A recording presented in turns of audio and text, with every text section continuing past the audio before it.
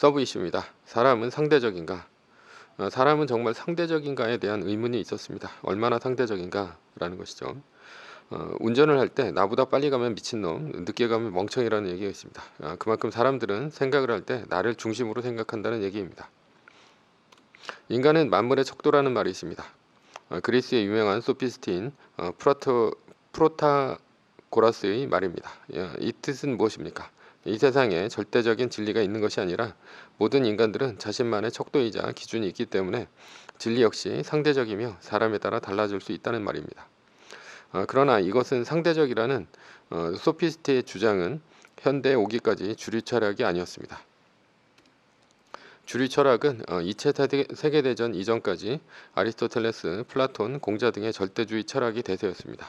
그러나 2차 세계대전 이후에는 상대주의 철학, 즉 락강, 들레즈, 보드리아르 등 포스트 모더니즘이 철학의 대세가 되었습니다.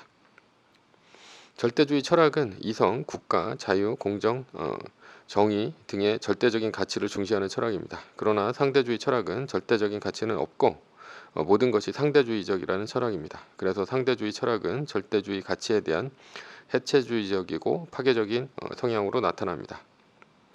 이렇게 상대주의 철학이 나온 이유는 나치즘, 파시즘이 2차 세계대전에 등장했기 때문입니다. 국가를 강조하는 전체주의가 한 나라에 만연했을 때 얼마나 집단의 히스테릭한 광기가 세계를 파괴시킬 수 있는가를 인류가 경험했기 때문이죠. 그래서 2차 세계대전 이후 상대주의 철학을 지향하는 포스트 모더니즘이 대세가 되었습니다. 요즘에 드는 생각은 이성, 공정, 평등, 정의 등 절대 가치를 누구나 주장하긴 하지만 결국 대부분의 인간은 인간의 본성의 기초에 상대주의적으로 살아가고 있지 않은가라는 생각입니다. 예를 들어 돈이 많은 친척을 둔 돈 없는 사람이 있다고 칩시다. 돈이 없는 나는 돈이 많은 친척이 당연히 밥을 사야 한다고 생각합니다. 그리고 밥을 한 번도 안 삽니다. 그러나 돈 많은 친척의 입장에서 보면 밥을 한 번도 안 사는 내가 정말로 얄미울 것입니다. 비싼 고기 사라는 것도 아니고 밥 한 번 살 여유가 있는데도 불구하고 밥 한 번 사지 않는다면 괘씸하다고 생각할 수 있습니다. 나의 입장에서 보면 친척은 돈 좀 있다고 거들먹거린다고 생각하고 친척은 내가 거지 근성이 있다고 보입니다. 그리고 이러한 일이 반복되면 감정의 골은 깊어지고 결국 멀어집니다. 멀어진 이유는 무엇입니까? 나는 밥 한 번 살 마음의 여유가 전혀 없는 것이고 친척은 밥을 매번 살 만큼 나에게 성인군자가 아니기 때문입니다. 한국 사람들은 상승 욕구가 강해 현실과 자신의 중거 집단이 다릅니다. 그래서 더 상대적으로 생각하며 무시당했다고 생각하는 피해의식이 더 큽니다. 예를 들어 재수생이 있다고 칩시다. 재수생은 대학에 떨어지고 고등학생도 대학생도 아닌 아무 곳에도 적이 없는 무적자 신생입니다. 그런데 이 재수생은 이렇게 생각합니다. 작년에 스카이 대학에 지원해서 떨어지긴 했지만 나는 운이 없었고 수능을 망했으니 사실은 아깝게 떨어진 것이다. 그러니 지금 재수생 신분이지만 열심히 공부만 하면 내년에 시험 쳐서 스카이 대학에 합격할 것이니 나는 재수생이 아닌 스카이 대학생이다. 이렇게 생각하는 경향이 강하다는 얘기입니다. 극단적으로 보면 나는 가난하게 태어났지만 사실은 내 부모가 아니며 재벌의 자식일 수도 있다고 생각하는 것과 다름없습니다. 한마디로 현실 감각이 떨어지는 것입니다. 한국 사람들은 자신이 겪고 있는 현실과 자신이 원하는 이상을 착각하는 경향이 더 강합니다. 그러나 일본이나 서양 사람들은 자신의 현실과 중거 집단이 대부분 일치합니다. 왜 이런 착각이 더 강하게 되었을까? 아기 때 형성되었을 가능성이 큽니다. 한국에서는 아기를 낳으면 엄마와 아기가 자고 아빠는 각방을 씁니다. 왜냐하면 아기가 시도 때도 없이 울기 때문입니다. 아기가 우는 이유는 배가 고파서 울 때도 있고 기저귀가 젖어서 울 때도 있습니다. 엄마는 아기가 울면 한밤중에라도 자다가 깨서 젖을 물리거나 기저귀를 갈아줍니다. 그런데 이런 아기의 경험은 자신이 울기만 하면, 즉 원하기만 하면 모든 것이 이루어지는 절대자의 경험을 합니다. 그래서 무의식적으로 대부분의 한국 사람들은 자기 중심적으로 크게 됩니다. 그러나 일본이나 서양은 다릅니다. 아기를 아기 방에 따로 재웁니다. 그리고 아기는 아무리 울어도 엄마가 오지 않는다는 사실을 알게 됩니다. 그래서 일본이나 서양 사람들은 독립적으로 크고 현실 감각이 큽니다. 결국 한국 사람들은 일본이나 서양 사람들에 비해 자기 중심적으로 크고 현실보다 중거 집단이 더 높게 형성되는 계기가 되는 것입니다.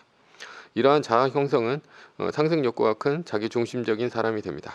대신에 긍정적이라고 할 수 있는 것은 매사에 자신감이 있으며 새로운 일에 도전하는 장점이 있다는 것입니다. 그래서 대학 진학률이 다른 나라에 비해 압도적입니다. 자영업도 압도적으로 많죠. 반면에 일본은 자신의 현실을 빨리 깨닫고 현실에 적응합니다. 오타쿠 문화는 일본에 잃어버린 20년 동안 생겨난 아픈 문화입니다. 일본이 저성장을 하는 동안 청년은 취업이 안 됩니다. 그래서 청년이 애니나 게임 이런 것들에 빠져서 방구석에서 나오지 않고 한 분야를 파는 문화가 오타쿠 문화가 되었습니다. 왜냐하면 애니나 게임 등은 그런 곳에 빠진다 하더라도 돈이 크게 들지 않기 때문입니다. 한국보다 훨씬 더 현실에 적응을 잘한 결과가 아닐까 생각합니다. 이렇게 자기 중심적으로 살아가는 한국인은 더욱더 상대적입니다. 이 얘기는 세계의 어떤 사람들보다 모든 것을 자신의 입장에서 상대를 바라본다는 것입니다.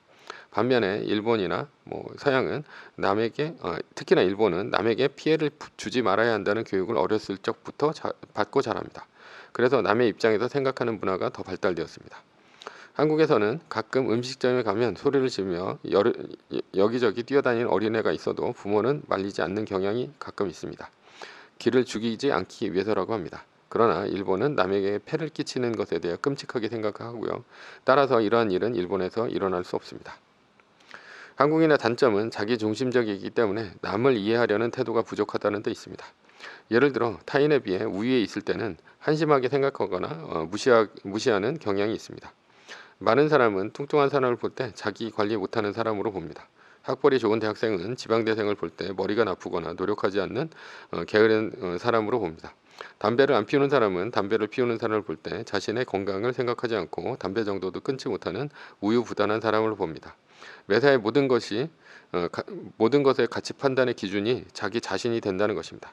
그래서 자기 자신에 비해 못한 행동은 이해하지 못합니다. 이렇게 생각하는 이유는 기본적으로 남을 배려하지 못하고 자기 중심적이기 때문입니다. 반대로 열등한 위치에 있을 때는 남의 탓으로 돌리거나 핑계로 일관합니다. 내가 가난한 것은 부모를 잘못 만나서 그렇다. 내가 공부를 못한 이유는 머리가 나빠서가 아니라 부모가 제대로 서포트를 못해줘서 그렇다. 내가 다이어트를 못하는 이유는 먹는 즐거움이 더 커서 그렇다. 내가 담배를 피우는 이유는 내 주변에 담배 90가지 피우다 폐암은커녕 감기 한 번 안 걸리고 잘 살다 평안히 죽은 사람 때문에 그렇다. 그리고 폐암은 남의 일이다 생각한다. 이렇게 남의 탓으로 돌리거나 핑계를 대는 이유는 열등함을 인정했을 때 자존감의 상처를 입기 때문입니다. 한국 사람들은 자기 중심적인데 자존감의 상처를 입으면 돌이킬 수가 없습니다. 남을 이해하려 하지 않거나 무시하는 성향이 집단적으로 나타나면 갑질 문화와 젠더 갈등이 됩니다. 남을 이해하려면 어떻게 해야 합니까? 결국 남의 입장에서 생각하는 역지사지의 입장이 되어야 하지 않을까 생각합니다. 그렇다면 남을 더 잘 이해하지 않을까 생각하는데요. 역지사지의 입장을 넘어 남이 되어 그를 바라보면 그 사람의 생각까지 파악할 수 있지 않을까 생각합니다.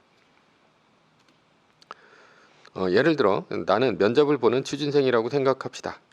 나는 가난한 집안에서 태어나 조실부모하고 역경을 딛고 대학에 들어가 알바 수십 개를 뛰어가며 우수한 성적을 거두었고 휴학을 했지만 포기하지 않고 졸업까지 이루어냈습니다. 이러한 스토리를 녹여내 자기소개서에 썼고 면접까지 왔습니다. 나는 이런 드라마 같은 스토리가 합격을 할 것이라 생각했고 면접에서 적극적으로 어필했습니다. 그러나 결과는 불합격입니다. 왜 그랬을까? 면접자의 입장에서 봅시다. 우리 회사는 은행입니다. 돈을 다루는 곳이죠. 가난한 사람이 들어오면 생활이 어렵거나 부모가 아플 때 아무래도 돈에 손을 댈 수밖에 없지 않을까 생각합니다. 그래서 요즘 터지는 횡령 사건이 이 면접전을 보니 떠오릅니다. 그리고 이런 신데렐라 스토리는 회사에서 기본적으로 좋아하지 않습니다. 매뉴얼까지 만들어 떨어뜨리려고 하고 있습니다. 아픈 성장 과정만큼 그곳에 트라우마가 있다고 생각합니다. 그래서 부유한 집안에서 태어나 집안의 도움으로 공부에만 집중해 좋은 대학을 나오고 돈 걱정 안 하고 외국 유학, 어학 연수까지 해서 더 많은 스펙을 만들고 트라우마 없는 사람을 뽑으려 합니다. 이것이 현실입니다. 드라마 같은 스토리는 면접에 도움이 되지 않고 오히려 해가 되는 경우가 있습니다. 트라우마에 대해 얘기하자면 트라우마는 그 사람이 살아가는 동안 상처가 되어 지속적으로 그 사람의 삶에 영향을 미칩니다. 부모의 이혼, 가난, 파산 등과 같은 나쁜 기억이 많을수록 상처는 더 깊고 예민해지기 쉽습니다. 그래서 부모가 자식 결혼할 때 집안 배경을 보는 것은 젊었을 때는 이해가 가지 않겠지만 지금 와서 생각을 해보면 이해가 가기도 합니다. 같은 입장에서 회사도 그런 사람을 뽑고 싶어 하는 것입니다. 그렇다고 배경이 나쁜 자신을 탓하지는 맙시다. 역경을 딛고 일어서는 사람은 취업을 못해도 창업을 해서 더 성공할 수도 있습니다. 돈의 소중함을 일찍부터 깨달았기 때문에 사회생활을 할 때 남보다 재테크를 통해 더 일찍 눈을 뜰 수도 있습니다. 은퇴 후 더 알차게 준비할 수도 있습니다. 부모 덕에 좋은 학교 나와서 취업하고 승승장구하다가 은퇴했는데 아무것도 모르는 상태에서 자영업하다 말아먹는 사람보다 나을 수 있습니다. 인생 초반 안 좋고 후반 좋은 사람이 인생 초반 좋고 후반 안 좋은 사람보다 훨씬 나은 인생입니다. 그래서 인생에서는 극복하는 자에게 항상 반전이 있습니다. 그렇다면 사람들은 남의 입장에서 얼마나 생각할까? 아마도 대부분 그런 생각 자체를 못하지 않을까 생각합니다. 나이가 어리건 나이가 많건 많이 배웠건 못 배웠건 사회적으로 지위가 높건 낮건 돈이 많건 적건 남성이건 여성이건 남의 입장에서 바라보는 사람은 거의 없을 것입니다. 그래서 이 세상은 갑질과 갈등과 같은 상황이 끊임없이 일어나는 것입니다. 결론입니다. 인간은 자기중심적으로 대부분 살아가다 죽습니다. 그래서 상대적입니다. 그것이 대부분 깨닫지 못하는 인간의 본성입니다. 그러한 인간의 본질을 파악하면 남의 행동과 말, 배경 이런 것들을 통해 그 사람의 생각을 읽을 수 있습니다.